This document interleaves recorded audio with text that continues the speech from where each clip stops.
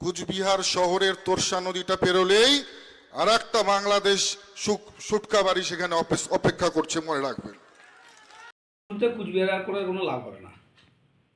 কুচবিহার শহরের মানুষ অত্যন্ত সচেতন। ভোট কখনো বিজেপি বেশি পেয়েছে, কখনো তৃণমূল বেশি পাবে, সেটা সময় পরিস্থিতির ওপরে, পারিপার্শ্বিক পরিবেশের উপর নির্ভর করে।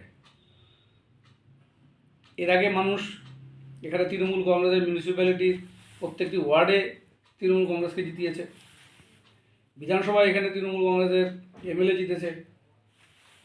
ইতিপূর্বে এখানে লোকসভা ভোটেও আমাদের রেণুকা সিনহা যখন প্রার্থী ছিল তখন আমরা ভালো ফল করেছি কুচবিহার শহরে। কাজেই এই কথাটা ঠিক না যে ভাষায় উনি আক্রমণ করেছেন। জলিল আহমেদ যখন বিধানসভায় প্রার্থী ছিলেন, কুচবিহার শহরে আমরা লিড পেয়েছিলাম। কাজেই যে সাম্প্রদায়িকতার উস্কানিমূলক বক্তৃতা উনি করছেন, যে শুক্তাবাড়িকে নিয়ে কুচবিহার শহর তার সাথে মাঝখানে ডিফারেন্স উনি তৈরি করার চেষ্টা করছেন, তার মোটিভটাই হচ্ছে একটা কমিউনাল মোটিভ।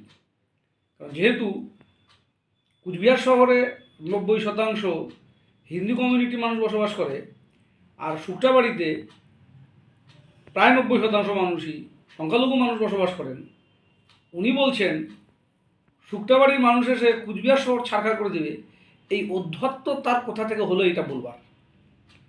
এটা কী ধরনের উস্কানিমূলক বক্তব্য? একজন কেন্দ্রীয় মন্ত্রী ছিলেন, বিজেপির নেতা, তিনি এই ধরনের বক্তব্য এখানে রাখছেন। যেমন কুচবিহার শহরেও বহু সংখ্যালঘু মানুষও আছেন, তেমনি শুক্তাবাড়ি শহরে বহু হিন্দু মানুষও বসবাস করেন। সেখানে পুজো পার্বণ, কীর্তন, অনুষ্ঠান কোনোটাই বাকি থাকে না।